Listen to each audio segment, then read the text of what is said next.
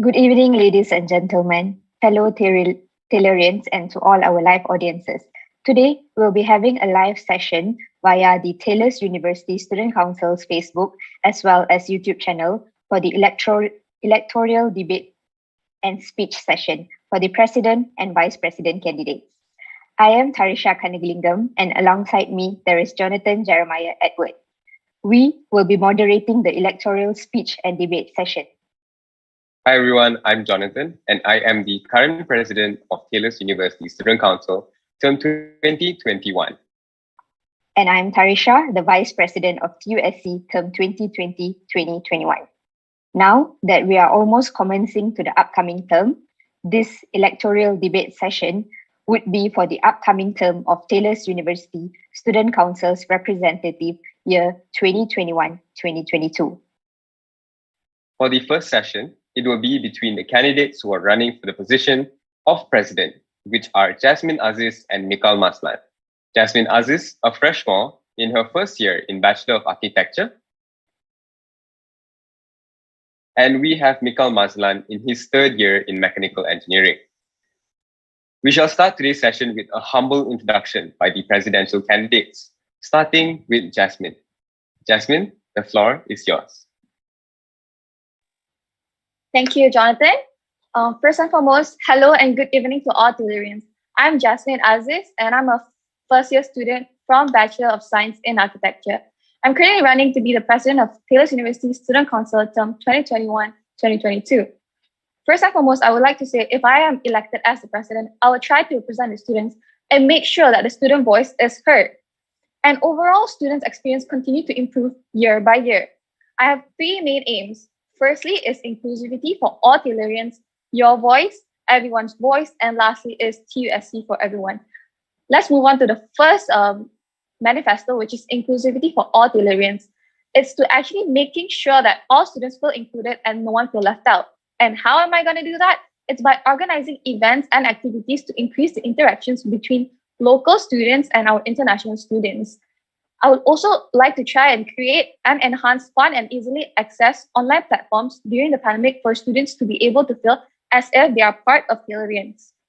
For example, to unite Taylorians with tradition or insight things that only Taylorians can relate or understand. And some of the past events that actually touches a lot on the inclusivity for all Taylorians are Taylor's Arena, which is an esports tournament open to all Taylorians. Next is our Together event, which is a night of a chill session and a bonding session with all our clubs and societies. And lastly, Keeping Up with the Taylorians, which is actually TUSC collaborating with the clubs and society that we have in Taylor's. And next, my next manifesto would be Your Voice, Everyone's Voice. It's to empower the student voice to ensure that all Taylorians' voice are heard by strengthening the existing platform and establishing new platform. Some of the existing platforms that we have is Anonymous Feedback Form, Taylor's University Student Council, Instagram, Facebook, and also YouTube. And some new platform would be Videos Diaries or a much interesting platform such as GatherTown or Kumo Space. It's actually to ensure that students will listen on to the matter which means the most to them and to try and provide personalized solutions to the issues. And lastly is TUSC for everyone. It's to increase communication between the student council and the students to try and provide everyone with regular updates on what the student council is doing to improve the experience for all Taylorians. How? There's two ways. One is by approaching the students and one is by approaching the management, which for the students is to actually get students to be more involved in the student council. For example, through the student representative welfare meeting, which is basically a meeting where all the school rep come together to discuss issues regarding the student welfare and how we could tackle those issues, and to actually make TUSC as an approachable student body so that our fellow Taylorians can feel comfortable with approaching us regarding any concern or issues that they have. And for the management, it's to actually improve the understanding and relationship with the management to help ease the communication between the students and the management, as well as the support we can offer here in Student Council. And why should you pick me as the president? It's because I am a compassionate and honest candidate with a huge amount of leadership experience, energy, and passion to deliver all these aims that I've stated before. And I would like to take this chance to give you the opportunity to inform me what I can do to improve your experience because you know best what you want to change. I will be honored to represent you during the coming years and to be given the opportunity to make a positive impact on your university experience.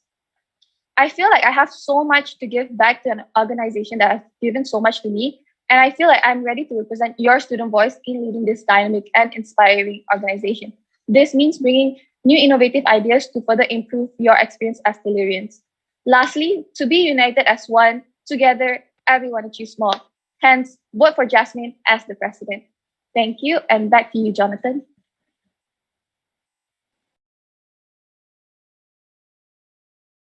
Thank you, Jasmine, for that fine, lovely introduction speech. And now we'll pass the floor to Mikhail to give his introduction speech and what does he stand about. The floor is yours, Mikhail.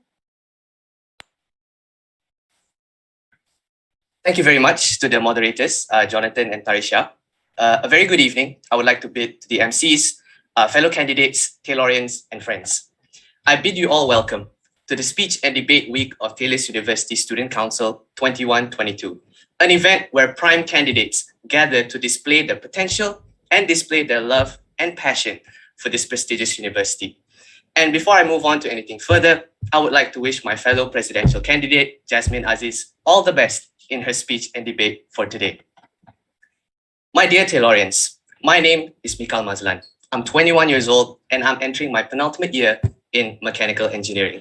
And as you all know, I'm running to be your next president of Taylor's University Student Council, TUSC. Throughout my 2 full years at Taylor's University, I can't find any other way to describe my journey other than it being a constant learning experience. And at a certain point in my journey, I knew I wanted to serve the university in some form or fashion. With that being said, I'm thankful for where I'm standing here today, given the opportunity to use this platform to serve my fellow Taylorians for the greater good. Over the past term, TUSC has been nothing short of incredible in delivering outcomes despite the complexities of the pandemic, as well as providing new solutions to old problems. Although there will always be plenty of room for improvement within the council, I'm proud of how far TUSC has come over the past couple of months. This term, however, is going to be a whole new ballgame. If you have seen my manifesto on the Taylor's University Student Council Instagram page, my goals as a president can be broken down into 3. Allow me to re-explain them to you. First and foremost, I would like to lead the council and bring TUSC closer to you, Taylorians. Over the past term, TUSC has been listening. TUSC has been analyzing your concerns and are in constant and consistent discussion with the Taylor's management. This term, I wish to ensure that this will continue, constantly placing the students' welfare at top priority, and more so, taking your concerns into further and in a more detailed account. New resolutions to old issues. TUSC has been involved in multiple collaborations to date. That must continue and be enhanced as well. I wish to lead TUSC to be an approachable and a collaborative student body that is open to new ideas and solutions.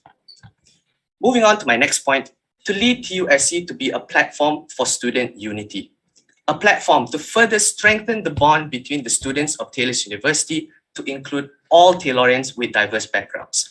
Events and initiatives will include and cater for all students across all schools, clubs, societies, and student bodies.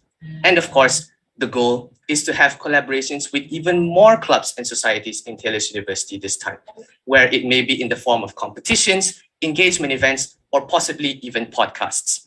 This will promote fun and vibrancy within and outside of TUSC while effectively promoting student networking at the same time. And finally, to amplify the Taylorian experience. To put it simply, more initiatives will be organized by the council that go across various fields. Engagement events and bonding sessions will continue, but the aim is to have more events that focus on topics, namely professional development, curricular education, mental health awareness, and many more. I wish to ensure that these initiatives or other ideas that may come up in the future remain relevant and beneficial, even if events continue to be done remotely. And of course, to reintroduce and to ensure a smooth transition to physical activities, once situations improve. If you agree with my manifesto, odds are our values align with each other. I do not wish to offer any empty promises throughout my term if I were to be elected, but I cannot deny that it will not be an easy task. But I can promise you that I will dedicate my heart and time to my work and will go through this journey together, slowly but surely in a forward direction. Once again, wishing all candidates the best of luck. Thank you. Thank you, Mikal, for that well-articulated introduction speech. To all our live viewers out there, if you need more info regarding these candidates or their excellent manifestos and what they are fighting for, please go on ahead to our Instagram page at TUSC or even our Facebook page, Taylor's University Student Council, where all relevant information regarding their elections as well as their detailed manifestos are posted for all Taylorians to view. Without further ado, we will move on to the most awaited part, the debate session. So for context, we provided a debate topic to these candidates one day ahead for them to prepare and to provide their stance. So today's debate topic for the president candidates would be achieving diversity and inclusion within the student community, where they will be talking in depth regarding the existing gaps that they wish to address, as well as the smaller population of students in terms of color, ethnicity, nationality, their take on creating an inclusive, equitable, and welcoming campus for all students, and how do they plan to solve the problems faced by the international students in terms of visa, passport, understanding better the SOPs with the ongoing pandemic. Jasmine, the floor is yours. Thank you, Tarisha. First and foremost, I would talk about the first problem, which is achieving diversity and inclusion within the student community with regards the existing gap that I wish to address.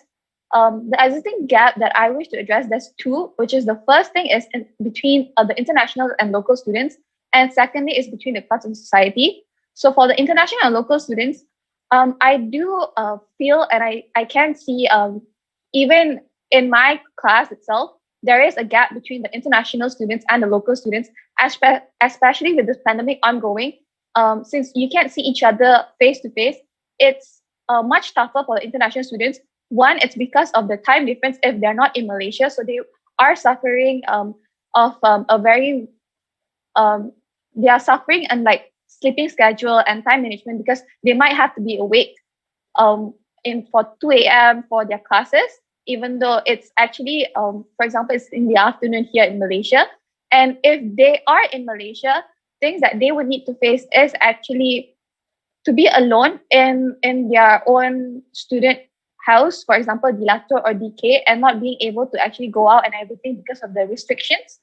And because of that, the interaction that they get with the local students is only during the class, which is very minimal. And most of the students tend to not turn on their camera, which makes it harder for the international students and local students to actually interact with one another. So for that, I do think that by having more events or by actually including these international students on our upcoming events and inviting them for any celebrations, for example, like Hari Raya, Chinese New Year, we could actually invite them so that they are aware of the culture here and could actually have a topic to discuss with our local students. And for between class and society, actually, I do think TUSC has done such a great job by having events such as Together event, which is a chill session. So you can actually bond with one club and another. But I do think that it should be more because based on the event, it was just like a one-time thing. And based on the feedback that we get, they actually want us to have more of this kind of event more rather than just touching them once. So I would probably suggest to actually have like a monthly chill session to strengthen the bond between them. So that would be my take on the existing gap that I wish to address. Back to the moderator. Thank you so much, Jasmine. We'll now pass the floor on to Mikal to give his stance on the issue for the topic today. Mikal, the floor is yours. Thank you, Jonathan. Yeah, we'd just like to remind you of the topic, achieving diversity and inclusion within the student community. here is my view on this. Diversity in university for me is just a representation of different students from different backgrounds in the university itself. And in my opinion, diversity is present in Taylor's University. And before I go into inclusion, allow me to ask Jasmine a question. Jasmine, in your school, are there a lot of international students? If so, do you think they feel included in your community? Thank you, Rita. There is quite a number of international students in my school, and surprisingly, the international student in my school, they actually mingle around quite well with the local students. It is because we have a lot of like studios, so we actually came to campus before the MCO. So the bond is actually there, but that's just because we met them in campus. Yeah, that would be it. Yeah, thank you for your answer. Yeah, however, in probably other schools and my school, the situation could be different as international students struggle to fit in, so-called, and they struggle to contribute as much as they can in whatever activities that may be included within the curricular framework. So I believe that answer speaks for itself. That is an issue that needs to be addressed when it comes to inclusion, when it comes to international students and students with within the lower population. Yeah, so and not limited to international students, but local students as well. They can feel a sense of exclusion as well. Yeah, and this can be due to multiple reasons. So this is the gap that needs to be addressed in my perspective. Jasmine, here's another question. Other than time zone difference that you mentioned just now, what do you think are the other reasons why there is some portion of the students in our school feeling a sense of exclusion? What are your thoughts on that?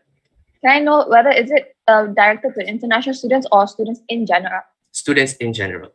I would say one thing is they only come for like classes. They don't try to venture out to class societies, or they prefer to spend their time at home doing what they like instead of needing to register for certain events and actually be present and mingle around with other people. Or they're just introverts. Yeah, that's what I would say.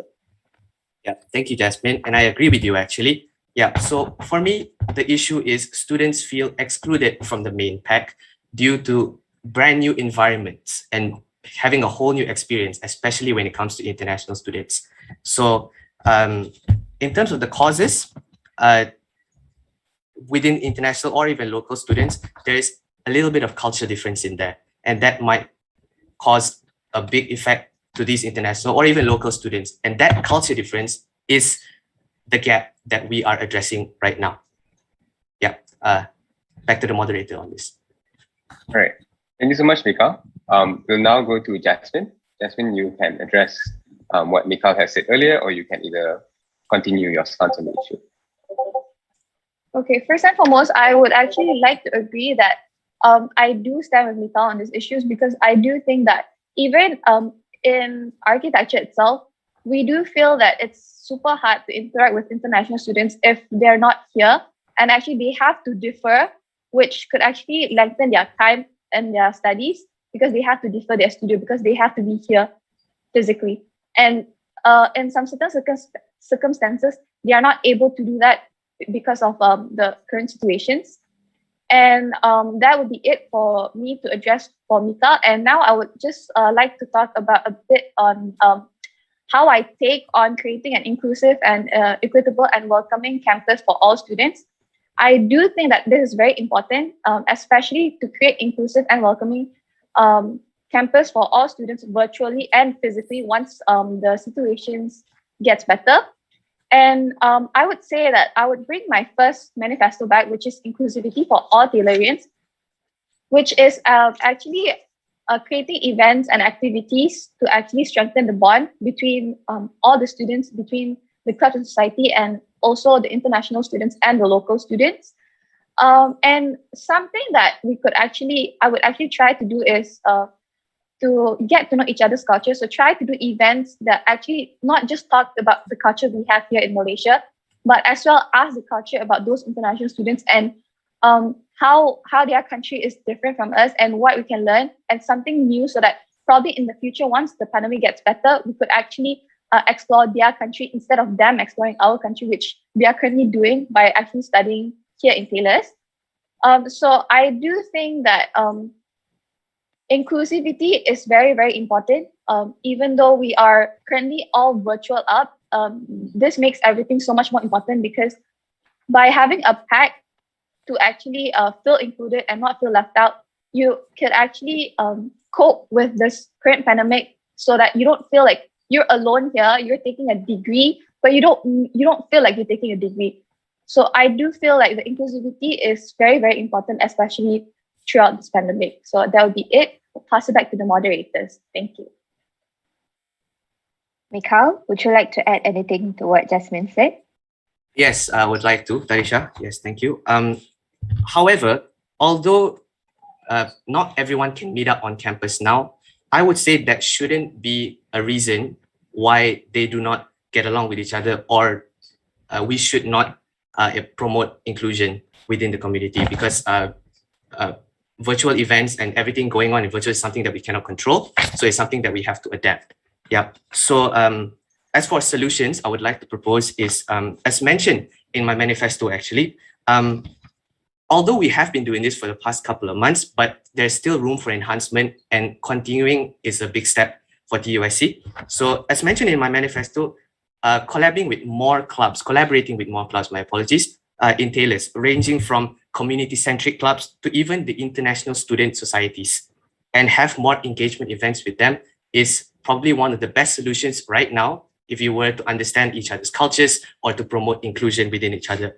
And if in the case of the event being a very big scale event that involves all clubs, that is open to all clubs, we would actually, a good solution would be to ask each club to send representatives from each club to participate in our event.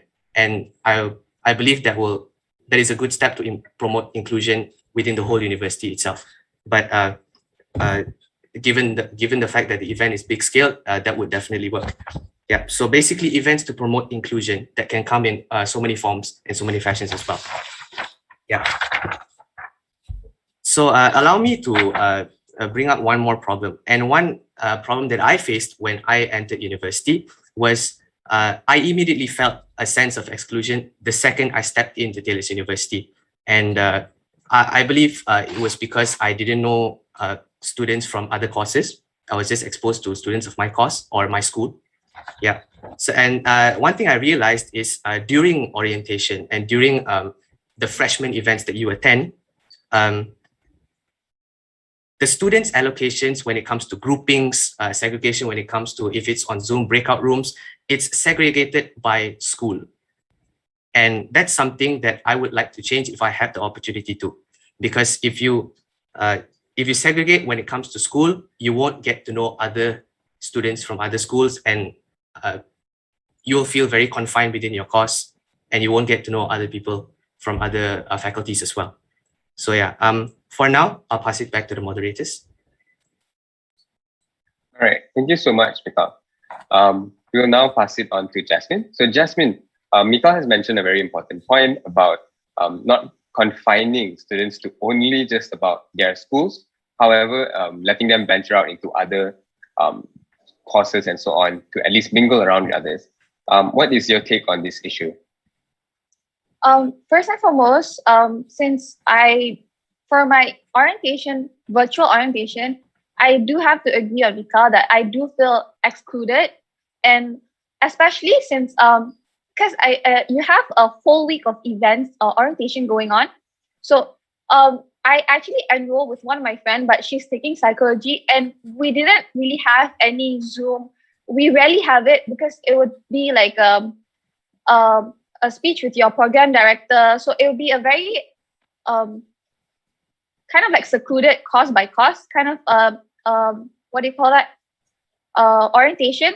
So I do think that it's a good point, and I would just like to say that during my college, when I actually enrolled to Taylor's College, I had a physical orientation, which is a very different vibe, because even though I didn't know anyone, I had the chance to, just because you don't know anyone, so you just sit randomly and you've actually found your friend, person sitting beside you, in front of you, or behind you.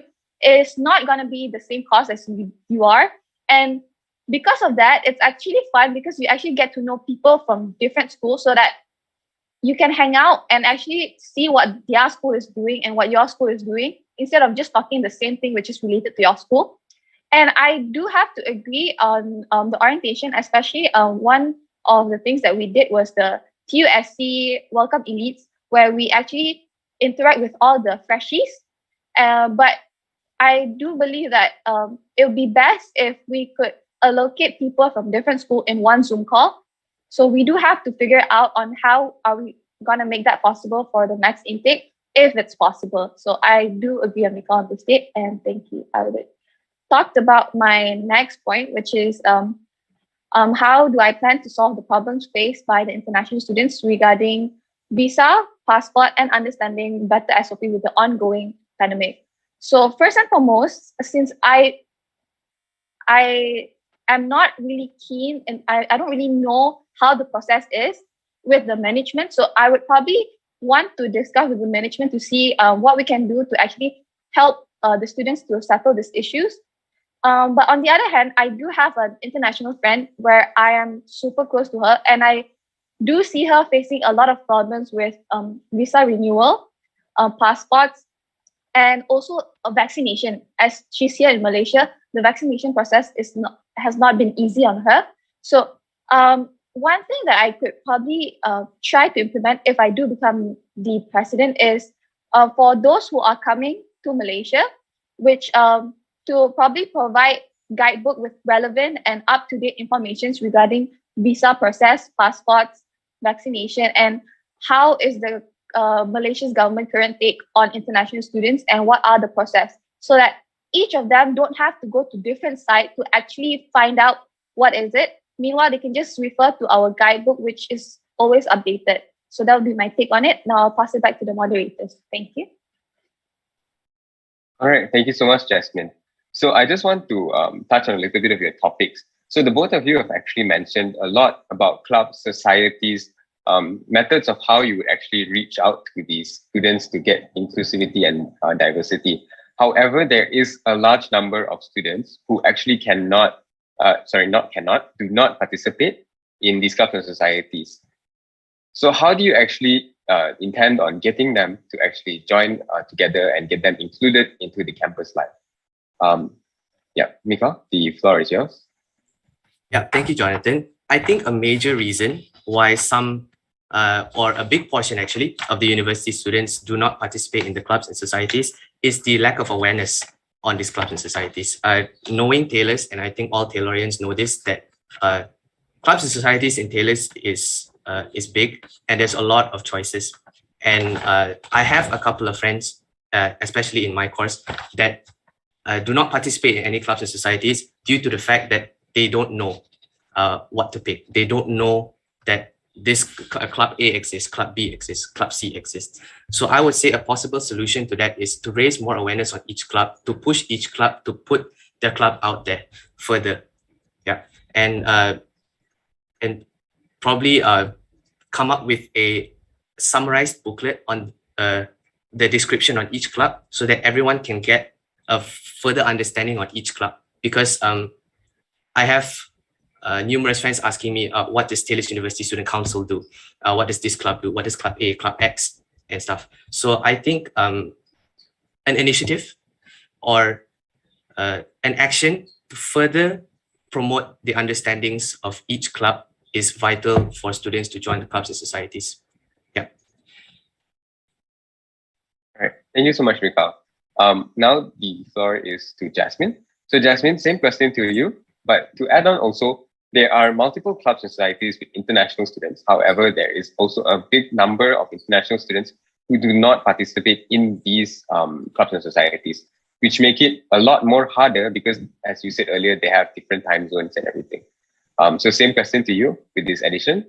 Yeah, Jasmine, the floor is yours. Okay, first and foremost, I think based on my observation, I mean, my group of friends, we sometimes, I do have to agree on Mika, where they don't know what is the club is all about, what this certain club is all about. So to overcome this problem, I do think that an easily accessed website or somewhere where they can get all this information, and they can just reach out to this group easier rather than WhatsApp group. I do think, because a lot of people actually, I do believe that a lot of people join WhatsApp group for certain clubs, but they're not active with it. And I do think the main reason is they think that it's a burden to actually scroll through, to actually filter out what's important and what is the upcoming or ongoing things within these clubs. And regarding the international students, I do feel like certain clubs doesn't really requires you to be there like throughout the events, but you could actually help them in a certain way to create an event where you could actually do it on your own time. So meaning if you're living somewhere else where it's like 2 a.m., where we here in Malaysia it's like 3 p.m., they could actually communicate better with the clubs and societies, I mean the club itself, to actually figure out how can they contribute to the club itself.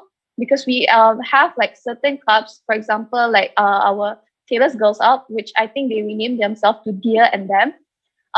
They are actually doing like volunteerings and trying to empower women. So those kind of activities, they do offer to all the people who participating in those clubs. But I do think for the international students, you could actually contribute to, if your time zone is really the problem right here, you could contribute to them in a way that it doesn't really mess up with your time zone. So handling the events or actually helping them in a way that you can. So I think that would be my take on the international students not joining the clubs and societies. Thank you. Pass it back to the moderators. Okay, I would like to prompt Mikhail with another question. So the question is, how would you assist with the lack of international student representatives in any type of student bodies, including the Taylor's University Student Council? Any steps that you would like to take? Well, the first step I would like to take is to encourage them to participate, especially if they want to participate in a very major student body such as Taylor's University Student Council, because going back to my previous point, they are a little bit scared to go out there because they are the minority of the group, and they need, I would say they need a little bit of encouragement here and there to join clubs and societies outside of their international student societies, because most of my international students, my friends in my course, they usually stick to the international societies, and because they feel at home, they feel that is their comfort zone. But I would say due to the culture difference that they observe, they are afraid to go out there. So I think a little bit of encouragement would definitely be a big step, and it will give them a sense of comfort as well to go out into and venture into something different, such as joining Taylor's University Student Council. Excuse me. Yeah.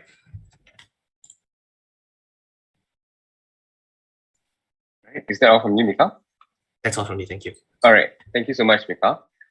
So to Jasmine, would you like to respond to Tarisha's earlier said question? Which is, would you mind repeating that again, Tarisha? Yeah, sure. So the question is, how would you assist with the lack of international student representatives in any types of student body, including Taylor's University Student Council?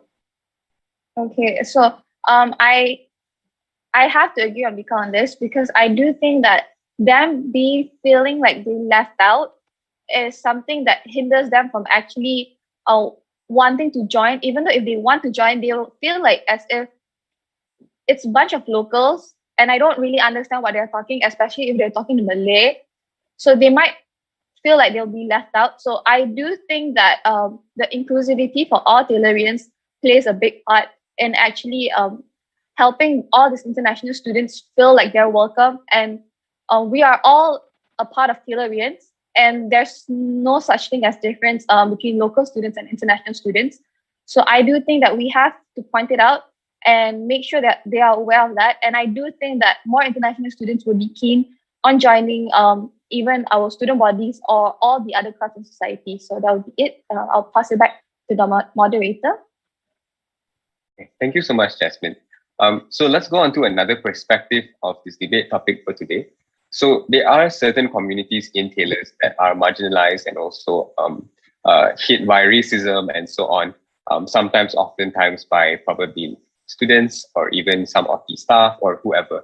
How would you, as the president, actually help these communities in tailors stand up for themselves? Yeah, the question is for Mikal. Mikal, the floor is yours. Yeah, thank you. I think the reason why they are not standing up enough is due to the lack of platform. And me, if I represent Taylor's University Student Council, I would like to give them that platform to speak up and to raise awareness on what they are currently facing. Right? An example would be to host an awareness event and give them the platform to actually present themselves in that event and take over us rather than us just doing the talking. Yeah, so I believe making sure that their voice is being heard as well. And I believe using TUSC being a relatively big student body in Taylor's University, and I think that would serve as a very good platform for these people, this marginalized community. Yeah.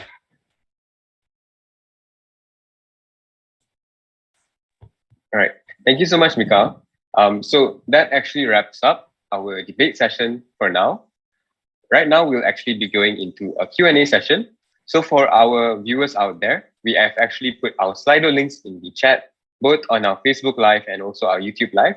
So you may actually click in or key in the Slido code manually. So the Slido code is actually 034699, and you can actually key it in.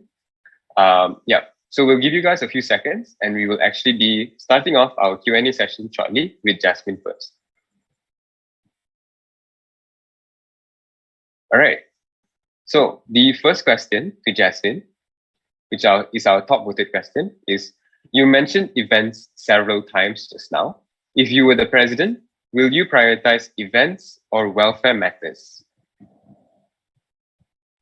Okay, first and foremost, I wouldn't say I would prioritize welfare and events, but if I had to choose, I would say welfare of the students. But it's mainly because our events are mainly done to strengthen the bond between Taylorians, so that everyone can feel that they can feel like they're one, as well as they can feel that it's easy to approach us as a student body, which which is easier for them to actually approach us regarding any issues that they have on campus.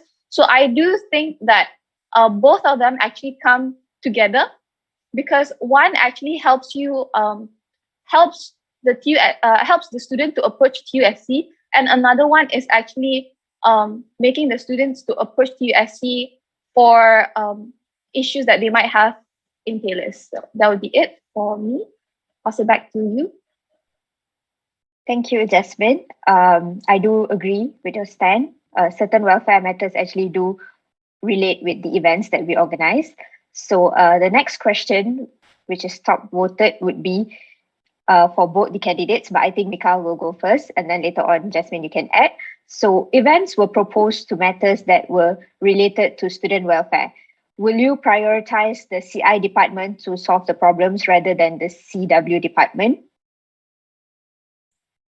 If I were elected as the president, I think I would definitely prioritize a good balance between both.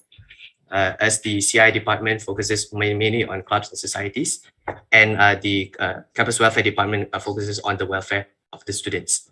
So as the president, I believe I must have the responsibility to find a fine line between the both of them and a perfect balance between the both of them. So in terms of prioritization, I will choose neither, but I believe that there has to be a perfect balance between the two. Yeah. Jasmine, would you like me to repeat the question before you take it? Sure.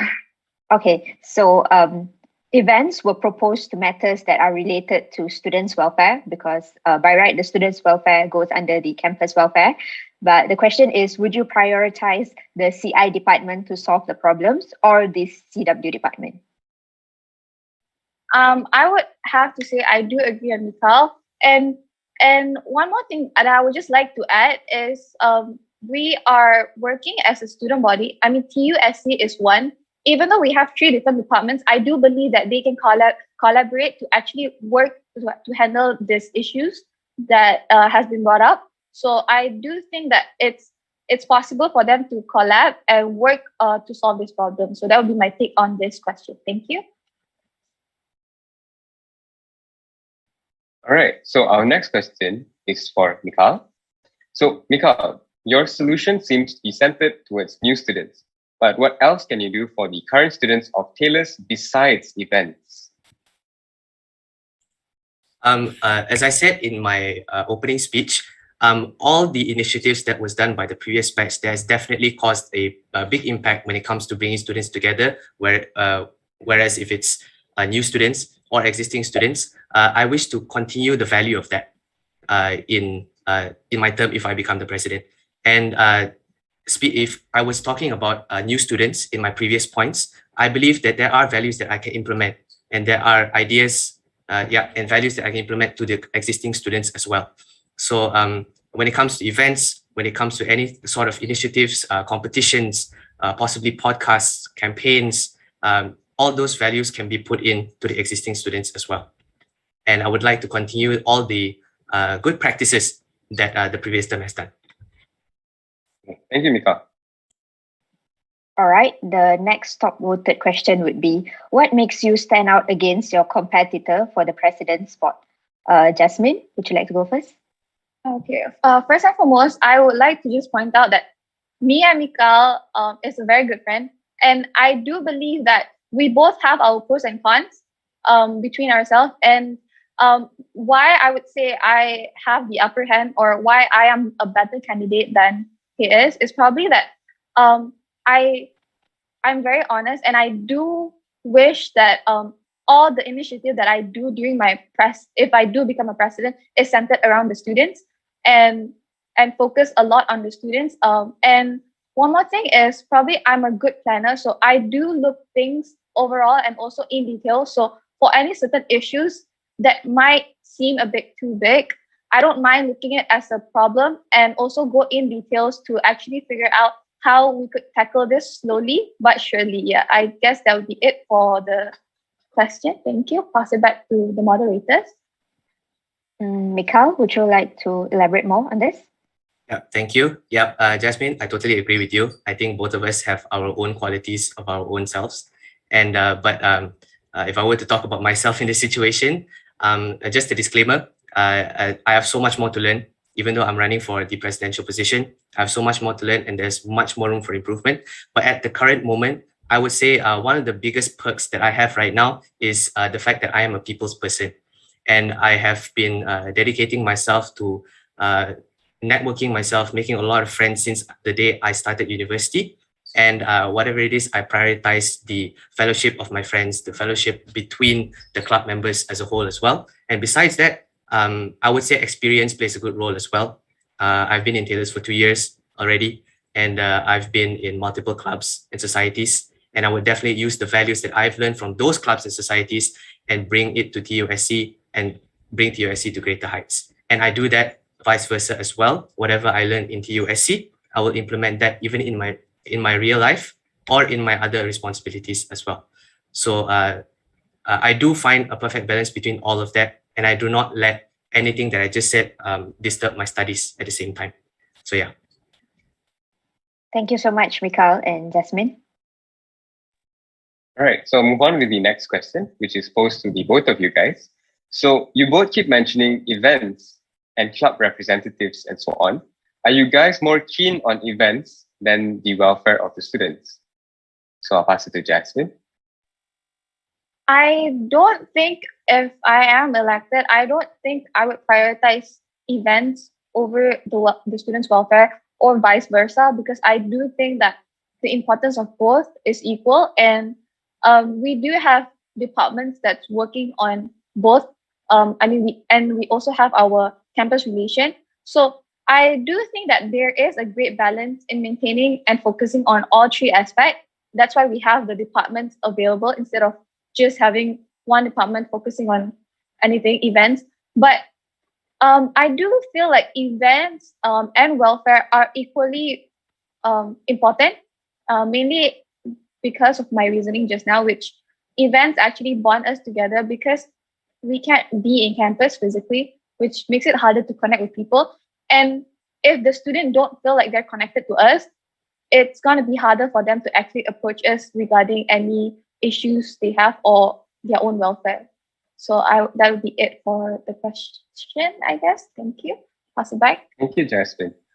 Mika, same question to you. Would you like me to repeat the question? No, it's fine. It's fine. Yeah, thank you. Apologies if I have a lack of focus, but I think that question is a little bit similar to one of the questions that I've heard previously. Yeah, so bringing back to what Jasmine has said in the previous question is TUSC is actually focusing on both of those. And we have special departments to cater for both at the same time. And me, if I was elected as the president, and I'm repeating, apologies for being repetitive, but I would find a perfect balance between the both of them. And I would say there is no real reason for prioritization here because both of them are equally important. Plus, both of them can be interrelated as well. Some of the events that we do is for the welfare of the students, whereas other events can be for many other reasons. So I believe I've covered everything that Jasmine and I have said. Yeah, thank you. Thank you so much to both of you. I'll proceed with the next most voted question. It's to Jasmine. You spoke about past events from the current term. They would like to know what are your new ideas and events that you plan to bring forward if you should win this position. I would say I think I've brought it up during my debate, which is actually one events that I really like that the past of it was the Together event, where all the clubs in society actually come together for a night and just chill around and bond and get to know each other between the clubs and societies. But one thing that I would like to probably enhance from that Together event was to create a monthly chill session, or if monthly is too much, probably like once every 2 months, to actually so that we can actually touch with these clubs in society more often rather than just a one-time thing. So I think that is one of the events that I really want to bring if I do get elected as the president. Yeah. Okay, so to double confirm, it is something like the Together event, but you would just execute it more often, right? All right, thank you, Jasmine. All right, so we have another question for the both of you. So we'll start with Mika. What will you do on resolving the resource fee issue? And is there anything that has been done and will be done? Right, thank you, Jonathan, for the question. We understand that the resource fees is a very hot topic in Taylor's University right now, and it has been ongoing for the past couple of months or so, right? But I'm here to clarify that TUSC has been in an ongoing, consistent, and constant discussion with the management regarding this issue, and we do not plan to stop anytime soon. But regarding the information that we have gotten so far, my apologies, is that the resource fees are used for the maintenance and upkeep of the university itself. Other than that, we are still working on it, and we don't plan to put a halt on discussing with the management to find a common solution that will satisfy the Taylorians. Yeah, that's my take. Thank you, Mika. Jasmine, would you like to give your answer on that as well? I do stand on Mika with this because I do know that we are still in an ongoing discussion with the management. And I do think that as for now, an outcome that was provided is that the resources fee is currently being used to maintain the facilities in campus, as some of the students are doing hybrid learning, which means that they come to campus to actually do their either lab, studio, or practical. So I do think that that is the only thing that we could actually give out to you, because currently we're still on a discussion, so nothing is confirmed other than that. So I guess that would be it.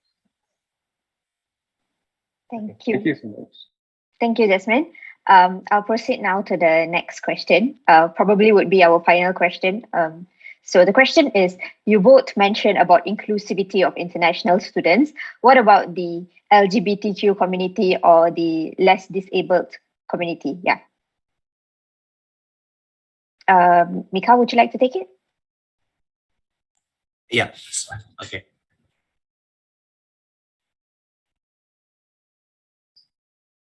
when it comes to the LGBT community, we stand with the LGBT community, and we understand that there has been multiple initiatives done by Taylorians to promote the awareness of LGBTQ and disabled as well. But I'm going to be transparent in this situation. I'm not too knowledgeable about the disabled community in Taylor's University. But in terms of LGBT, there is I'm aware of a few initiatives done by the Taylorians, and TUSC stands with them and will ensure that those people have a position in Taylor's University as well, and they have a voice, and they have the right to be themselves and in Taylor's University, and we'll continue with that mentality of ours. Yep. Thank you, Mikal. Jasmine, would you like to add? I think there's nothing much to add because I do agree with Mikal on this. And one more thing is, I do believe that we as the student council, we don't stand. We stand with them, and we don't. And I do think that that's everything that we could say. We stand with them, and we do believe that they deserve the same right as us in being whoever they want. And with this, I also would say that I do also lack the awareness for the disabled community, but I am keen into actually looking into what could be improved for them. That would be it for my take. Thank you. Thank you, Mikal and Jasmine.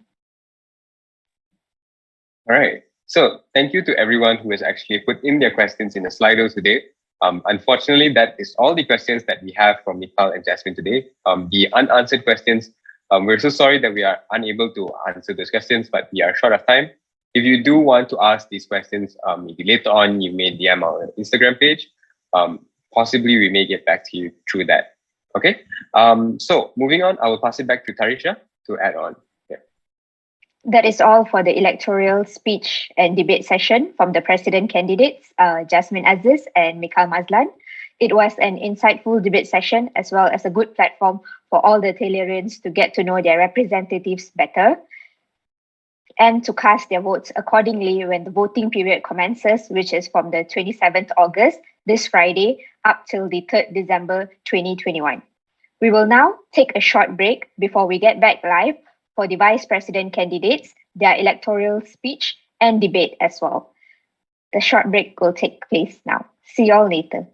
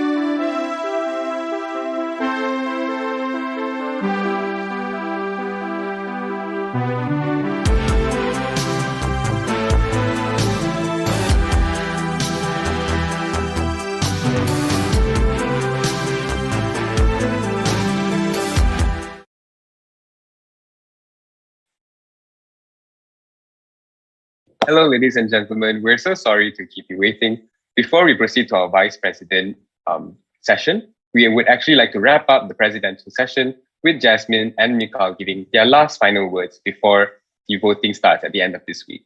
So we'll start with Jasmine first. Jasmine, the floor is yours. First and foremost, my very special thanks to the moderator, Jonathan and Tarisha, my worthy opponents, Mikal, and to everyone who's watching this live. I would just like to restate my aims, which is inclusivity for all Taylorians, which means inclusivity for all, making sure that all students feel included, no matter your religion, your race, your culture, as well as making sure that all the disabled and the LGBTQ community feels included with us as well. Next is your voice, everyone's voice, making sure that all students' voices are heard. And lastly, TUSC for everyone to regularly update the students on what the Student Council is doing to improve your experience as a Taylorian. And with this, there couldn't be a Student Council without students. So it is essential that you voice your voice and your opinions are, because your opinions are at the heart of what TUSC does. My passion for ensuring that your voice is heard comes from a belief that everything can be improved. With your support, beliefs, and encouragements, I believe I could lead the Student Council well. Mostly, I will be the president that listens, stay involved, and make sure that all decisions prioritize you. Lastly, to be united as one, together, everyone achieves more. Hence, vote for me as your president. That would be it. Thank you. I'll pass it back to the moderator.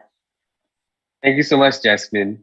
I will now invite Mikal to give his closing speech for today's presidential session. Mikal? Thank you again, Jonathan and Tarisha.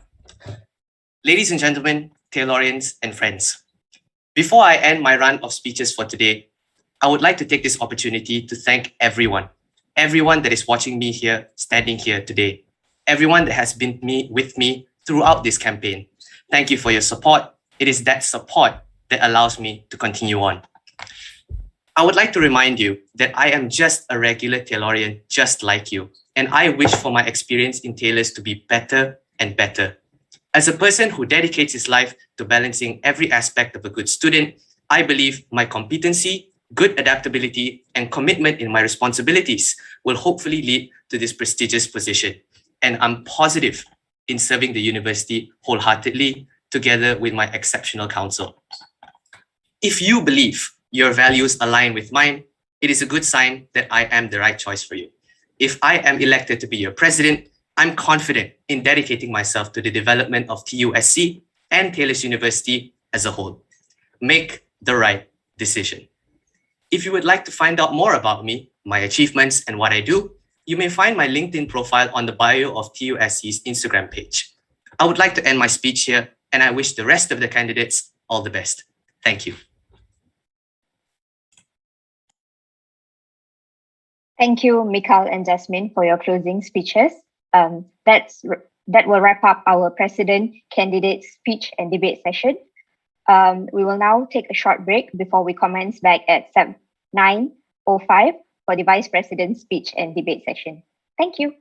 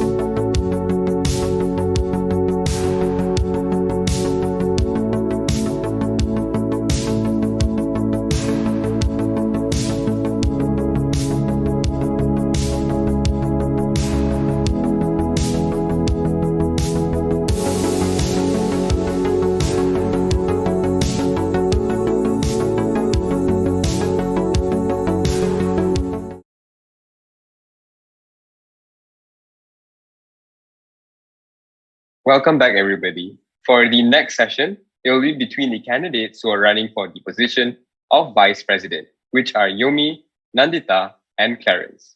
Yomi is in a final year in a Bachelor of Chemical Engineering, while Nandita is pursuing her degree in Pharmacy. Finally, we have Clarence, also a freshman who is pursuing his degree in International Business and Marketing.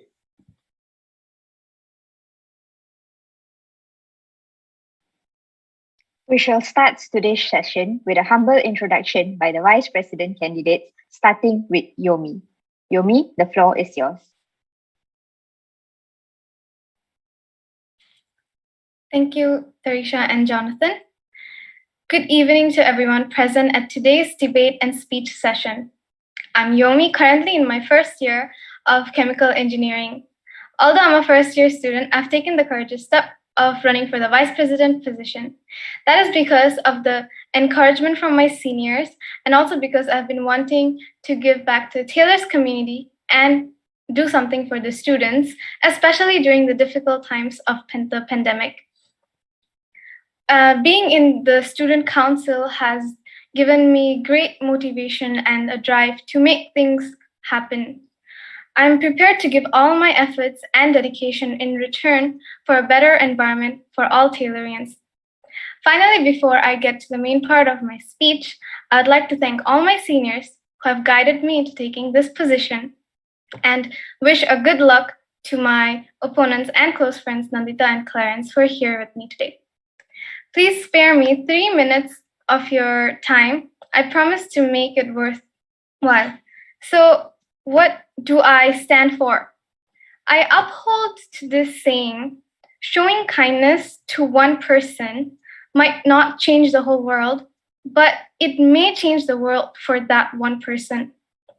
I've always thought that the world can be an unjust place, but kindness does exist amongst it. These little safe spaces and little moments have brought me here today and made me who I am. It could be little gestures from a friend, a family member, or even a stranger.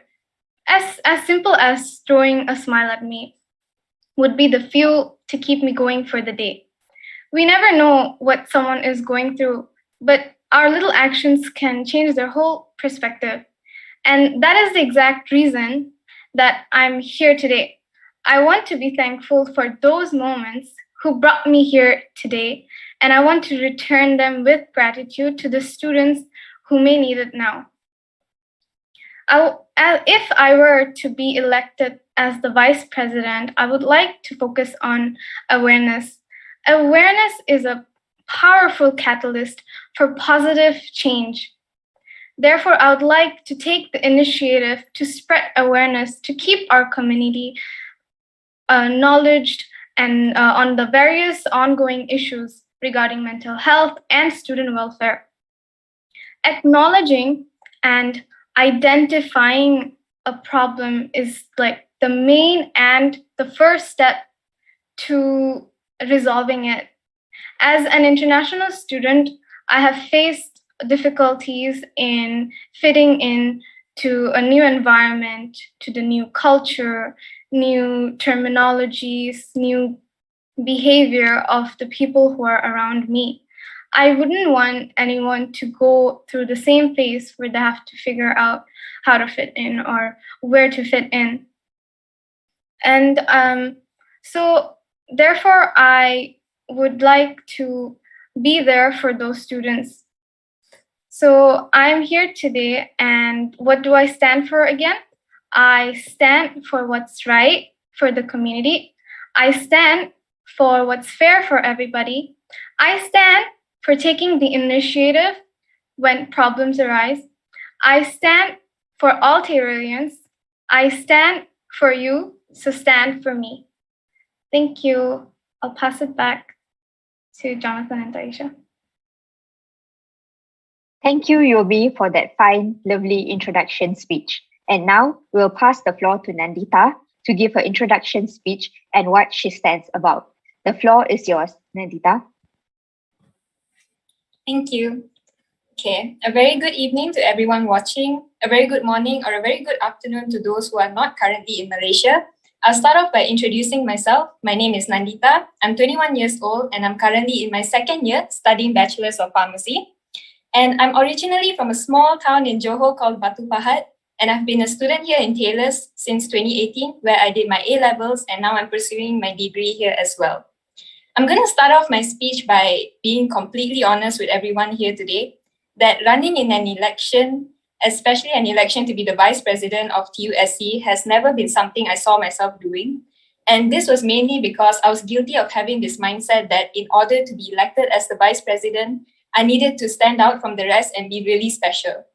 But the fact that I'm in front of all of you here today proves that statement otherwise. This is because I'm really far from special.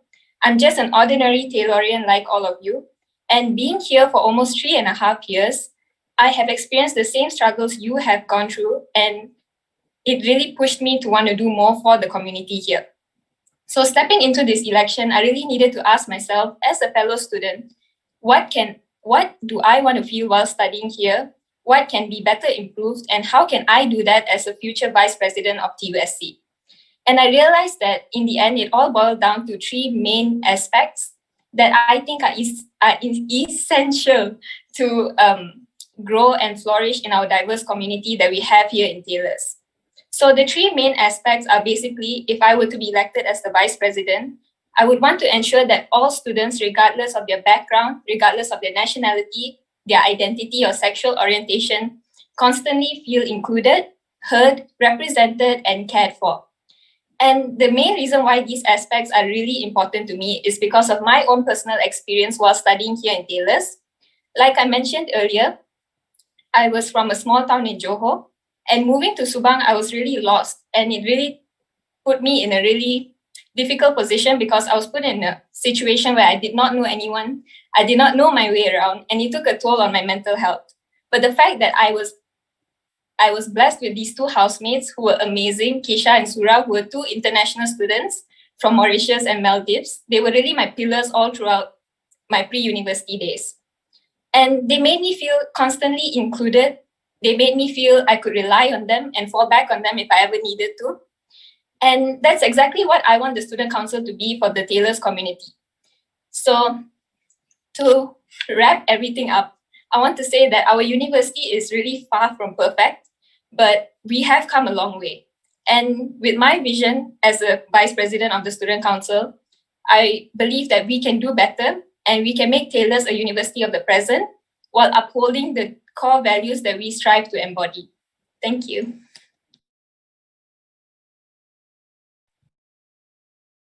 Thank you, Nandita, for that genuine and awesome and wholesome introduction speech from you. Now, finally, we'll have Clarence to give his opening speech for this session today. Clarence, the floor is yours. Thank you, good moderator, Jonathan and Tarisha. Good evening to my fellow vice president candidates, the beautiful Nandita and Yomi, and greetings to the vibrant Taylorian community. I am Clarence Christopher, currently pursuing my degree in international business and marketing.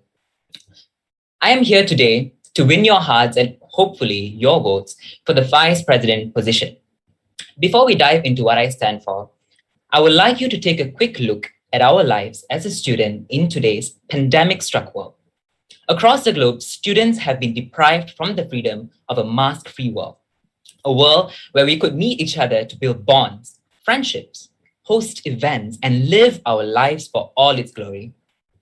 I am one such student who have been affected, like the rest of you who are watching me, be it a parent, a child, a spouse, or a fellow student. It is during this time I found myself looking for a community to support me, make me feel like I belong and keep me on my feet. This is when I found TUSC, my rock. This is the point in my life that made me realize that we as individuals need a community to raise us up and keep us thriving for a common goal. Now, this is what I stand for. My promise to you is simple. It is to foster a strong and proud Taylorian community that will ensure you as a student belong to a positive and thriving community. If given this opportunity, firstly, I would ensure that there are more inter-club activities, which will ensure we build strong bonds between the students and open up to the opportunity for students to build a network. In the past, TUSC has held inter-club activities such as Keeping Up with the Taylorians and Together event. In my term, I would aim to hold more inter-club activities with a focus on including more students to participate in them, giving more students an opportunity to connect with people from outside of their social circle and to grow their network. Secondly, TUSC has successfully increased its international student count within the council. Given the opportunity to represent you, I would want to advocate for international students and open up to more international student participation in club and societies. If we as Malaysians are going through a hard time during this pandemic, imagine the hardships the international students in Malaysia are going through. I'm here to let them know that we are here to take them into our community and support them through their journey in Taylors. Finally, I would establish a sense of school pride within the Taylorian community by fostering a strong school spirit. Universities all over the world produces alumni that are proud of their alma mater. This is due to the strong school spirit that is built from the community and like-minded people. Taylorians, too, should hold up this attitude.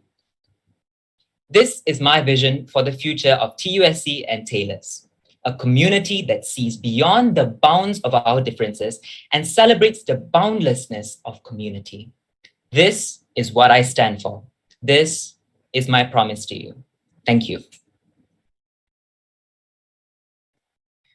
Thank you, Clarence, for that fine introductory speech.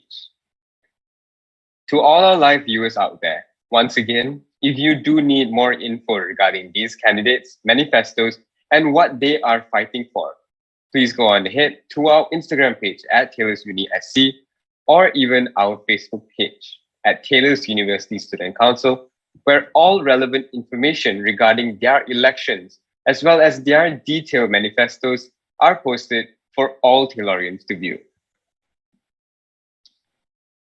Without further ado, we will move on to the most awaited part, the debate session.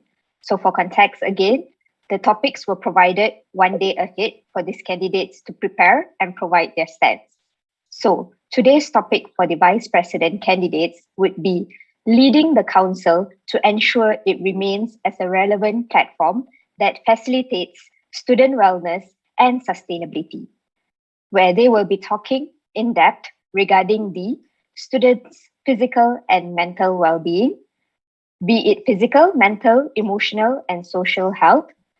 What is their take on how student wellness relates to the sustainability of Taylorians, as well as elaborate more on the sustainability of TUSC with the ongoing pandemic, their initiatives and methods taken to remain as a relevant student body platform. Yomi, the floor is yours. Thank you, Tarisha.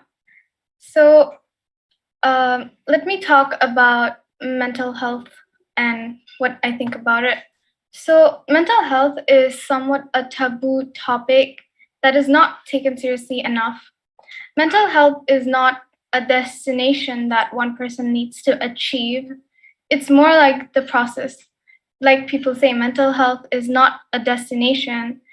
It's not about how you drive, but where you're going.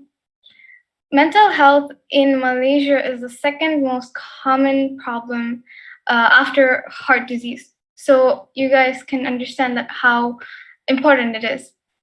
If we can teach people how to do a first aid and how to do CPR, why can't we teach people and educate people on how to handle their own mental health being and even help others who are around them?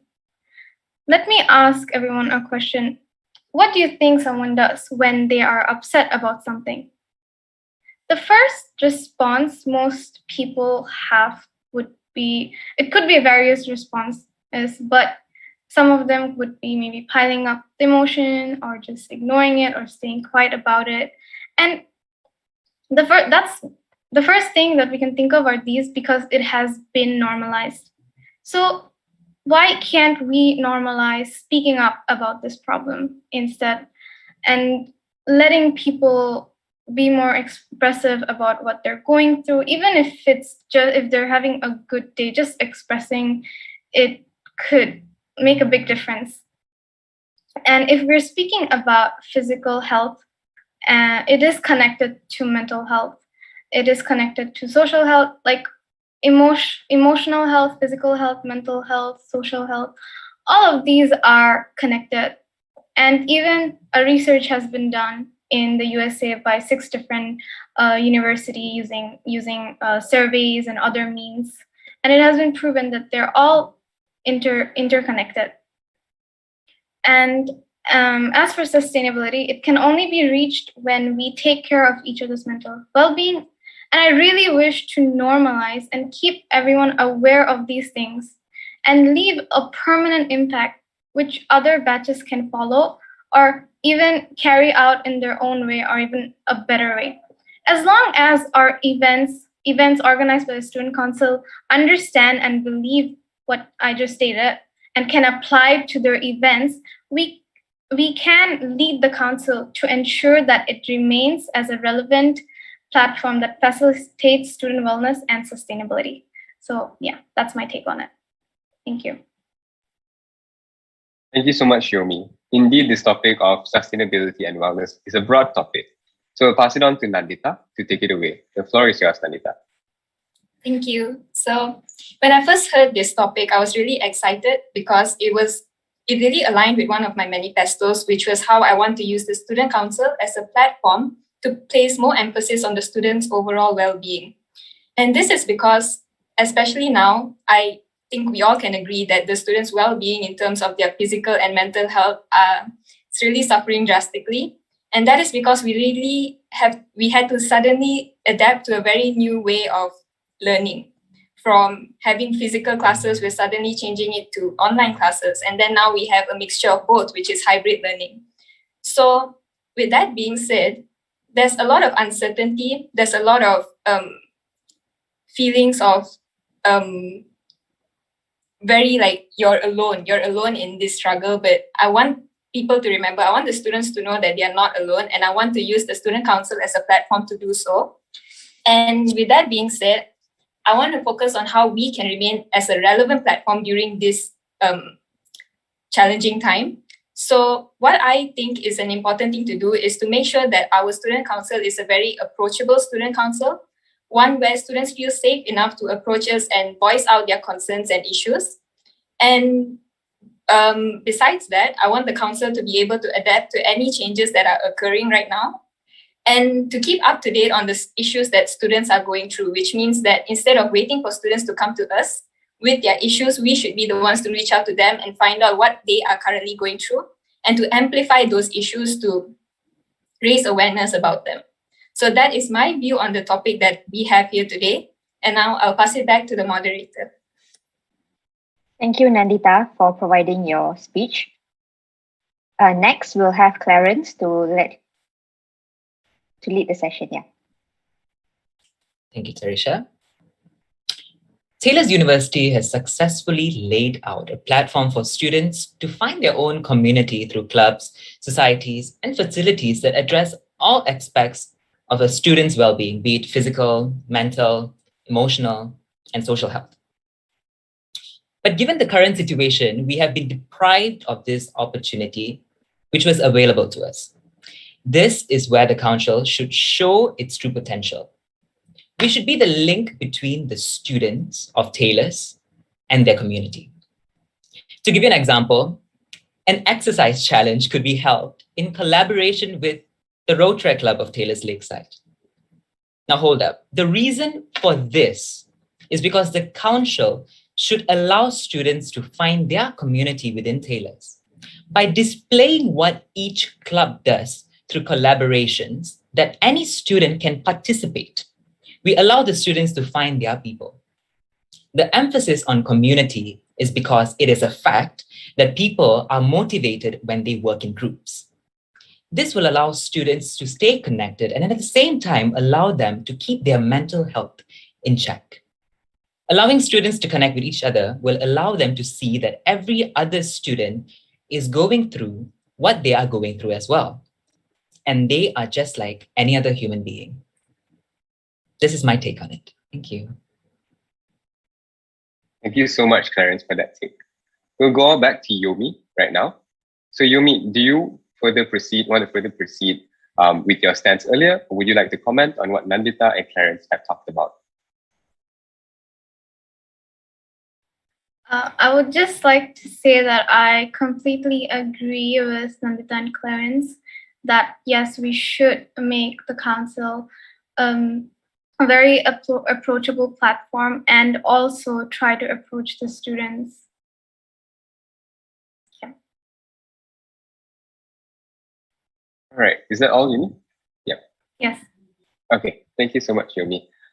We'll pass it on to Nandita to continue her stance on the issue. I would like to agree with what Clarence mentioned earlier about the initiatives that we can take as a student council to help. I would like to remind everyone that it's really impossible for us to completely come up with a solution that can diminish the problem, especially in regards to students' well-being. But if we are able to even alleviate the severity of the problem just by a little bit, I think that is really good enough to at least even try to do it. And the initiatives that Clarence mentioned earlier are really good. And I also would like to mention that the Student Council has a really large platform in terms of their social media. We have a really large following in our Instagram, in our YouTube. And I would really like to use these platforms to raise awareness on certain issues, especially the ongoing issues that students are going through, because it's really important for students to feel that they are not alone in the struggles that they are going through. Because once they don't feel like they're alone, they are going to speak up more on the things that they're struggling with. I'm sorry, I keep repeating myself. But yeah, basically, that's one of the initiatives that we can use to use our platform and our social media platform in the Student Council to raise awareness on these issues. And besides that, I also think currently right now, our counseling unit in Taylor's has a peer counseling buddy system. And it's a really good idea, in my opinion, to have peers where you can reach out to if you're struggling mentally or with any issues that you're going through as a student. And I would like to maybe have a joint initiative with the Student Council and the counseling unit to and further enhance this program, because this program is based on a voluntary based recruitment thing. So maybe if we could further enhance this program and make it more well known in Taylor's, we could really use it to its maximum potential. Yeah. So that's all from me. Thank you, Nandita. That's a very good example that you pointed out. Now, I would like you all to further elaborate on how student wellness relates to the sustainability of Taylorians, because I believe like the prior takes were on student wellness. Clarence, would you like to go? Could you repeat the question, please? The question is, I would like you all to elaborate more on how does the student wellness relate with sustainability of Taylorians? The student wellness in relation to the sustainability of Taylorians. Yeah. Okay, all right. My emphasis, my entire manifesto was written on a basis of community. To me, sustainability of Taylorians is reflected through a strong community. We as Taylorians should have a strong community where we are, we feel a sense of belonging, where we feel like we can be there as who we are and portray ourselves as human beings, and we are accepted. Now, why is this related to sustainability? Is because I feel that mental health for students is very important, especially how this can be helped is through a community. A community will ensure that Taylorians are given the opportunity to voice out their opinions, be themselves, show themselves to the world, find their niche in this world. And this will ensure that, students, Taylorians especially, are, going through the process of life with a little edge taken off of it, especially in terms of mental health. So yes, this is why I emphasize on community, because I feel that sustainability and community come hand in hand. Thank you so much, Clarence, for answering that question. We'll proceed with Yomi. So, Yomi, could you please elaborate more on what sustainability practices we could have on TUSC for our Taylorians? Yes. So I think that we can have, as I mentioned, we'll have events which are related to mental health, mental well-being. And I think that sustainability, as I mentioned earlier, could be reached when we take care of our mental health, our physical health. So it's all a combination. It all falls under the same bubble. So we can, I want to do events and collaborate more with more clubs and society where people get to meet more people, with common interests and really bond. And it's really about the environment that is established, the environment that you are spending your time mostly in. So if I were to be elected as a vice president, I would like to focus on making Taylor's University such an environment where people can share, bond with each other, with events mainly, because as I mentioned, everything that I mentioned can be applied as an event. We are interacting with students through events, and students are interacting with us and reaching out to us through events. So the events have to be themed that way, that would focus on their well-being, sustainability, and their social well-being. So yeah, that's what I think we could do as the student council. Thank you so much, Yomi, for that answer. We'll now go to Nandita. So Nandita, earlier you did mention about reaching out to students in Taylor's. However, right now, I think what Clarence also has mentioned earlier was that mental health is a very big issue right now because of the pandemic and staying at home. Yomi also mentioned that we want to create a Taylorian environment where everybody can be free together. But how do you think you can actually make this happen? How do you think you can reach out to students and help them in terms of wellness? Okay, I thought about this before, because in order for us to find out what is actually going on with the students' well-being, because I don't want us to just assume like, oh, this is what students are probably feeling right now, and then raise awareness on that issue. I want to go to the root of the problem by really reaching out to them. So when thinking about this, I instead of doing events, because I don't think this is a very it's not something that is truly effective when it comes to students' well-being. I don't think an event can really be effective, but in terms of reaching out to students, I think carrying out surveys, but not surveys where it's only done once a year just to find out, oh, what are you feeling right now? But it has to be a very consistent thing to find out, maybe after every semester, how did you feel about it? How was the learning process about it? How were you mentally coping with the structure of your learning? So things like this have to be carried out, but it has to be carried out consistently to constantly keep up to date on the things that students are going through and to find out how they are really managing with their well-being.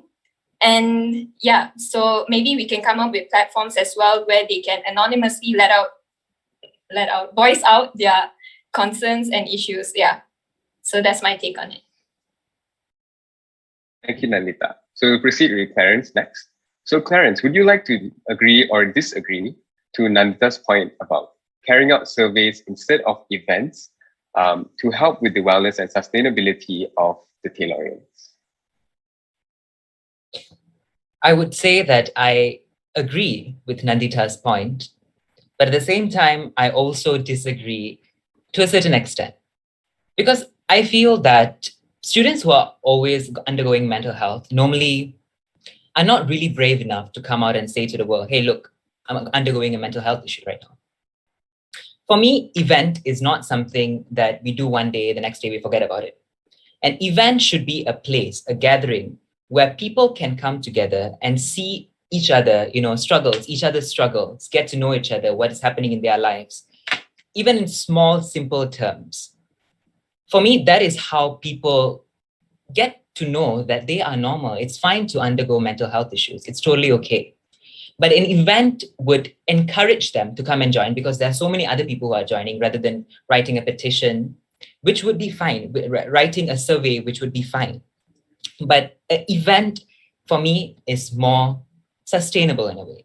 For example, Nandita said the peer buddy, the buddy consultation system. Yes, maybe we could have a collaboration with them and hold an event in which they could tell us, hey, look, if you're going through this mental health issues, you can take these steps. You can come to us, or something they could DIY at their own homes, maybe relax, maybe do something, come up with something that they could solve for themselves.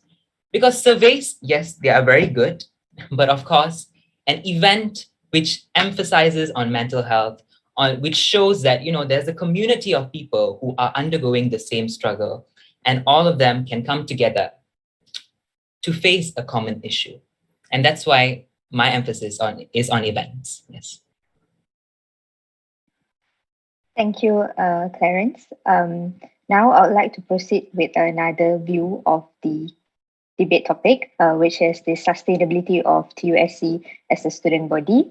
As we know, the ongoing pandemic has been going on for a very long time, and it's very hard as a student body to even maintain our relevancy at these trying times. So I would like to ask Yomi, maybe you could tell us more how and what are your plans in order to lead the student body in ensuring it maintains relevant, to the student community. Yeah. Thank you for that question, Taisha. I think that the Student Council has been doing quite well during the pandemic. There has been quite a lot of successful events that I can name top of my head, like the Taylor's Arena.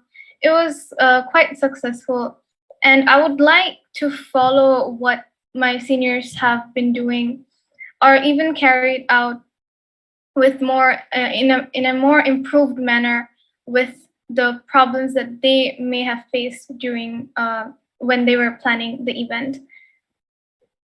And I think that, like, as a student body, we're still active. We have social media. As Nandita mentioned, we have a great platform for especially Instagram to reach out to students. And online events obviously is the only option now. So we just have to focus more on making the events more engaging, using more platforms, like encouraging students to actually attend and communicate. Like, one problem that's very common in like virtual events is like people not turning on their cameras, not speaking, not unmuting themselves. The responses are delayed. These are the like main difficulties that I have at least faced as the student council member. It's very hard to reach out to them.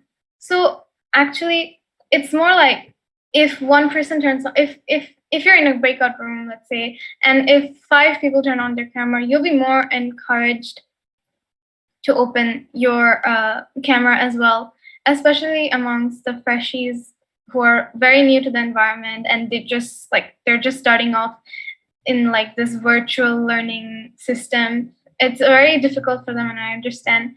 And I want to make our events more inviting, I would say, more inviting, more cheerful, and really encourage, as I mentioned, like really encourage people to participate. With others participating, the others will also participate. And like as Clarence mentioned, once we do an event, it's not like the end. You form bonds during those events, and like they stay, and you can carry it on and even like build something stronger with that. So that's my take on it. All right. Just a short question towards Yomi. So you did mention events, but are events actually more of a short-term way to relieve them of certain issues that they're facing, rather than actually finding a long-term solution for them in terms of these wellness and sustainability for these Taylorians? As I mentioned, like, you form bonds when you're participating in an event, and those bonds are not they don't end with the event. So like having a new friend, a new senior you're bonding with, all of these are like long term on what I believe. And it's also depends on the event. Let's say we have holding an event where we are teaching maybe practices of how to maintain their own mental health, how to take care of themselves with all the like study pressure and everything. If they could really like implement it in their life, so it would remain long term. And another thing that I would like to say is that Taylor's University has the counseling service, which I think could be more promoted or more used, because we don't really know the counselor. So I don't think a lot of people are comfortable reaching out to them. So that's one thing that we can work on as well. Thank you so much, Yomi. Now we'll proceed to Nandita, but I will re-explain my question again. The question is, how do you plan as a leader to remain TUSC as a sustainable platform, a relevant platform, and get all the members of the council working together hand in hand? I think it's important as the council itself to set an example about when it comes to in regards to students' well-being. So we as a council by ourselves, we need to be there for each other to ensure that we can rely on each other and be open with each other when we are facing any struggles.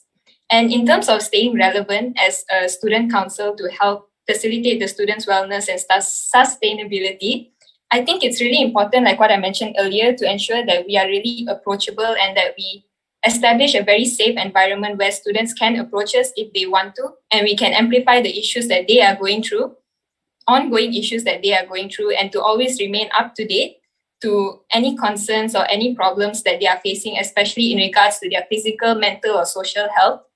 And I wanted to add on to what Yomi and Clarence mentioned earlier, because they mentioned really good points regarding events, but I think that we need a really good balance of both, of reaching out to students through surveys and other platforms where they can remain anonymous, and also host events to ensure that those who feel comfortable opening up, knowing that they are not alone, could also do that. Because, you know, we're really made up of a group of different people. Some people like to remain anonymous and not expose that they're currently struggling, and some are really open to making bonds with others who are struggling in the same way. So yeah, that's my take on it.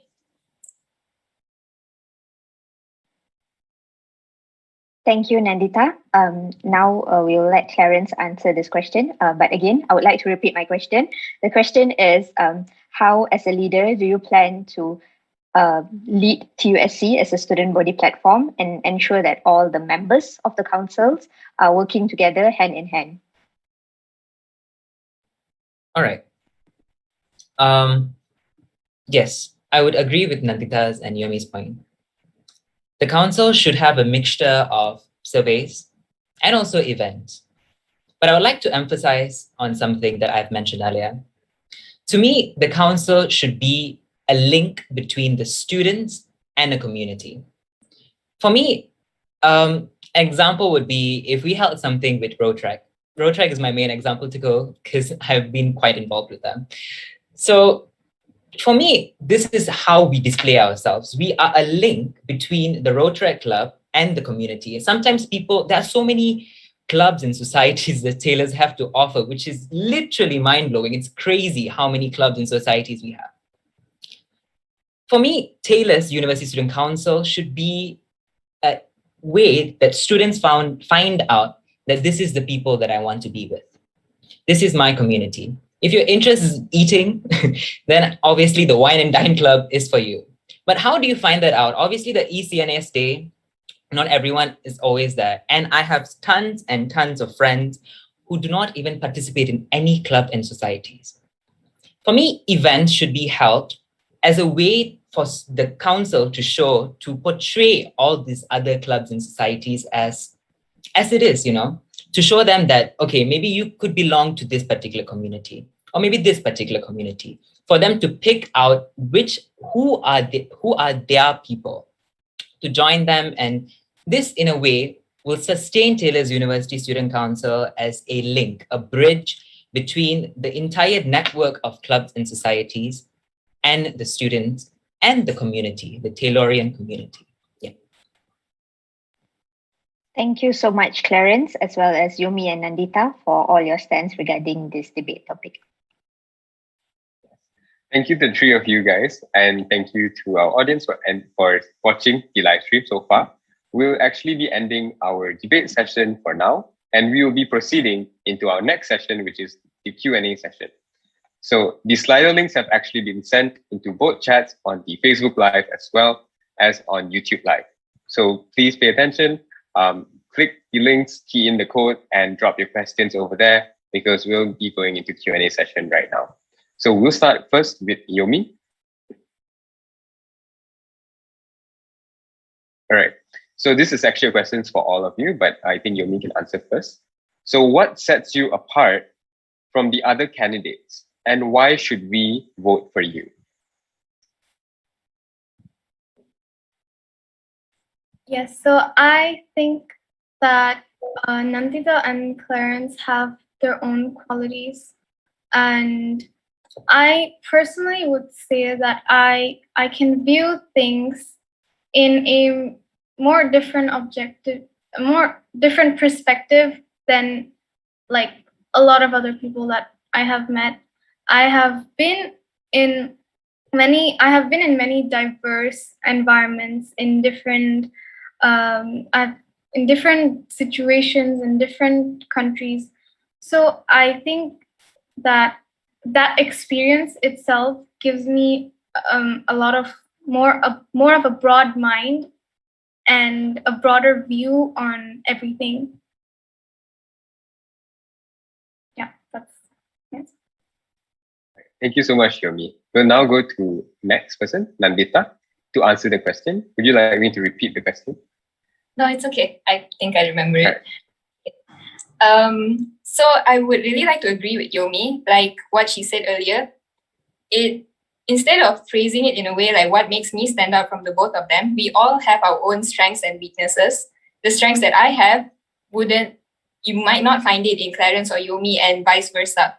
So in order to answer this question, I would say the thing that sets me apart would be that I am someone who would try my best at anything that I do. And that is because I have a huge fear of regret. Okay.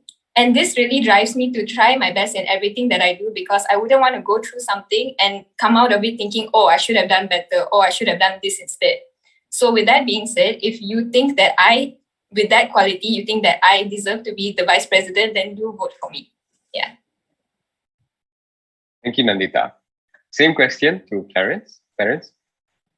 All right. Okay. Honestly speaking, if all three of us could win the VP position, it would be great. But obviously, all of us have our own abilities and our own uniqueness. But to be honest, I think there is no one thing that the other can bring that we can bring to each other. We have so many different qualities, so many different elements to each other that we only work as a vibrant group. But at the same time, as you all have heard my manifesto, for me, community is important. Be it whoever you are, it doesn't matter your background, doesn't matter where you come from, doesn't matter. For me, the emphasis is community. Right now, this is my TUSC community, and I absolutely love them. And for me, I wouldn't regret a single bit losing to any one of them, because they are such wonderful candidates. But at the same time, if you believe that this is what you want for Taylors, a community is your importance, then of course, do vote for me. Thank you. Thank you, Clarence. I will now go on to the next question, passing it to Tarisha. Okay, so the next question is directed to Yomi. Why are you mentioning about events whereby we shouldn't prioritize, I'll repeat my question. Why are you mentioning about events whereby shouldn't you more prioritize towards the student welfare? I think that focusing on student welfare using events is what I was talking about. Like, of course, besides events, I was talking about raising awareness as well. As I mentioned, awareness is the catalyst to positive change. And I even mentioned it in my manifesto that I would want to use the platform that the Student Council has to do like monthly awareness posts and keep people educated on it, on how they can cope with mental health, not just mental health, anything that could be a struggle to a student right now. And as I mentioned, events is another way of approaching them and making sure that they're okay. So yeah, that's it. Thank you, Yomi.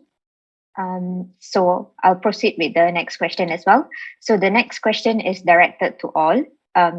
The question goes by, how do you intend to strengthen the relationship and transparency between the management, council, and the student? Nandita, would you like to take this? Okay, thank you. I think this is a really good question because this is something I think about as well. How can we as a student council be more transparent?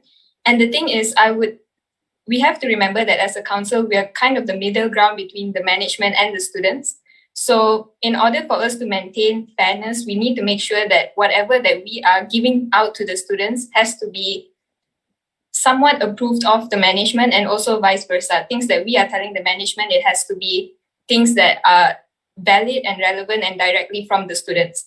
So in order to maintain transparency, I think it would be important to try our best to let the students know each and every, for example, if we are trying to resolve an ongoing issue, we could let them know the progress that we are currently going through or the outcome if it has been resolved. So yeah, thank you. Thank you, Nandita. Clarence, would you like to provide your stance in this question? All right. Just to confirm on the question is transparency between the management and the students, right? Okay. Transparency is something of a more sensitive topic, to be honest, because at the end of the day, we do work in a corporate society. This is a corporate machine, basically. Transparency for students through Taylor's University Student Council can only be provided through, you guys approach us. We bring your opinions towards the management. But whatever the management says after that, it is their decision. We can only be transparent enough to tell you what the management has told us.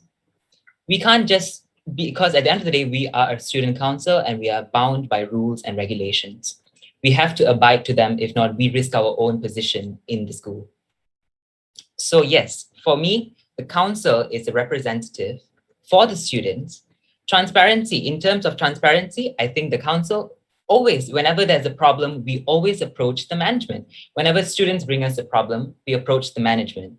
And transparency is only when we, as a student council, tell the students what the management has told us. Yes. Thank you, Nandita and Clarence, for providing the answer on transparency between the management, council, and the students. I'll pass the floor now to Jonathan.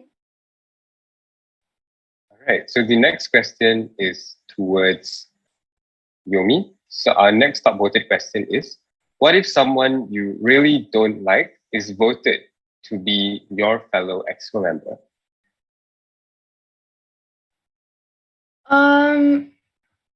I want to say that all the candidates who are like running for positions. I would say I'm close to them and they're my friends. So there isn't anyone who I don't like running for the position. So there isn't a possibility of like no matter who wins, there's no one that I don't like running for the position. So yeah, I hope that answers the question. Thank you, Yomi. We'll proceed with the next question, which is actually directed to Clarence. Oh, sorry. Yeah, Clarence. This is more of an opinion.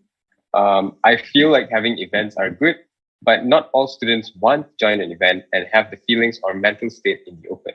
How will you help? All right. For this, I would have to take my fellow vice president candidate's opinion.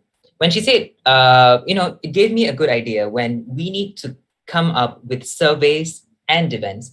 And this is a perfect example when events actually don't work.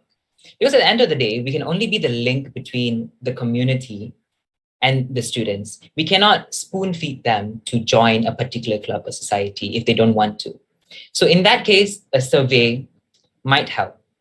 Or like I mentioned before, a event where the consultation team or the counseling team could have an event in which students could come and learn about what they can do to DIY themselves. Basically, if they don't want to talk to anyone, they don't want to do anything, at least they have the proper facilities, the proper tools to solve the problems by themselves. This is my take on it. Yeah.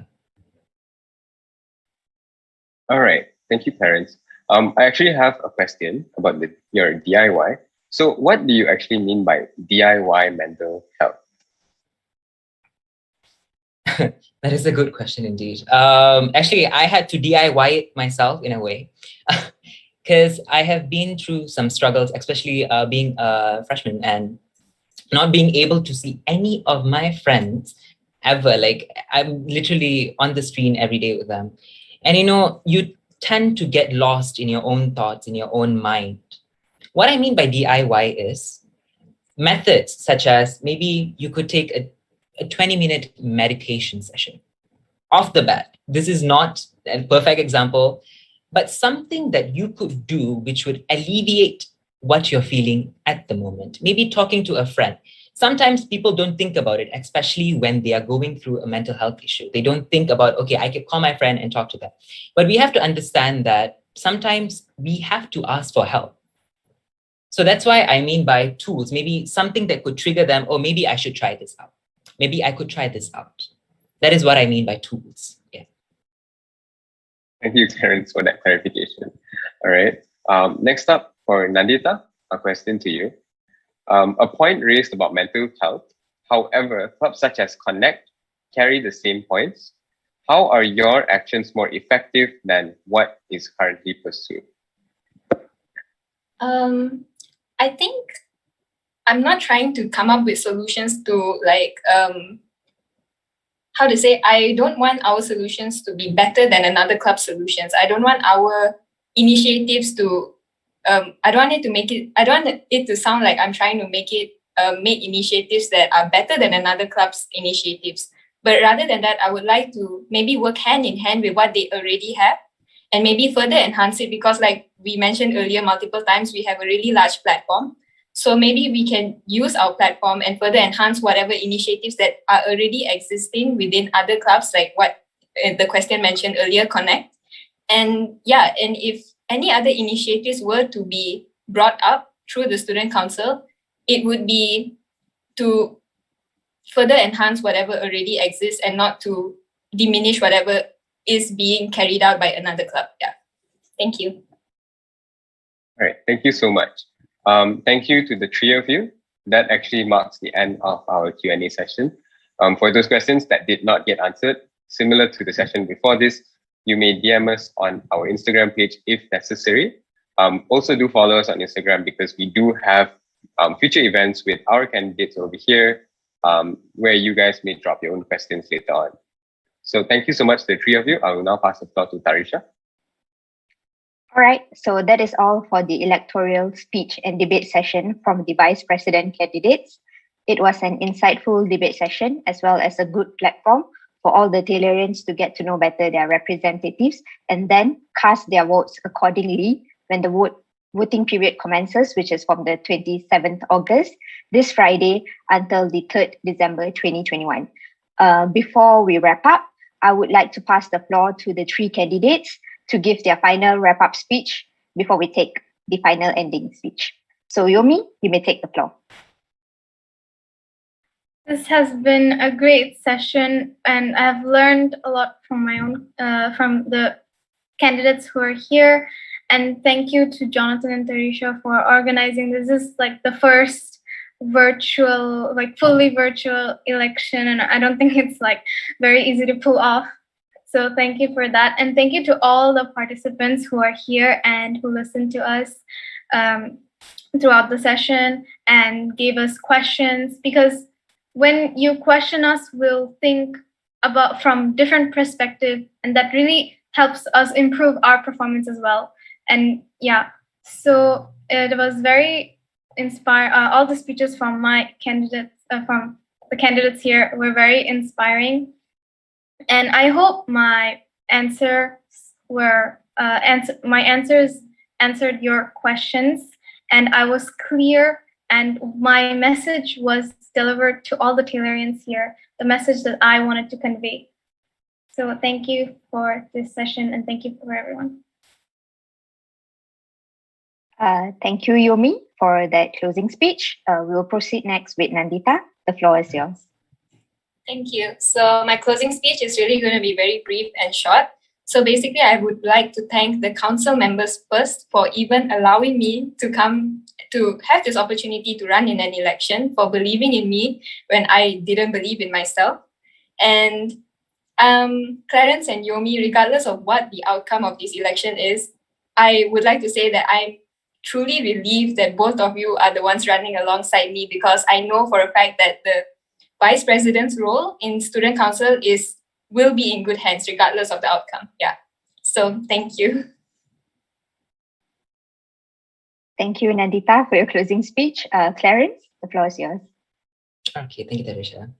All right, to sum up this entire thing that I've been talking about, if you put your trust in me, I'll ensure that you will be given the opportunity to find your committee, even community, even while online. I'll try my best to be as inclusive and as vibrant as Taylor's University Student Council can get, and in each and every one of the student has been given the opportunity to find their community, with the aim of achieving one proud Taylorian community. I promise you to add a little zest so that you too can rise with the best. Thank you. Thank you, Clarence. That was very beautiful. I'd like to thank Yomi and Nandita as well. So I'll pass the floor now to Jonathan. Thank you, Tarisha. It was a rather insightful session. I hope that all the Taylorians out there who are watching the live stream, be it on Facebook Live or YouTube Live, or even watching this right after this whole video is done, I hope you guys know who your student representatives for the president and vice president positions are.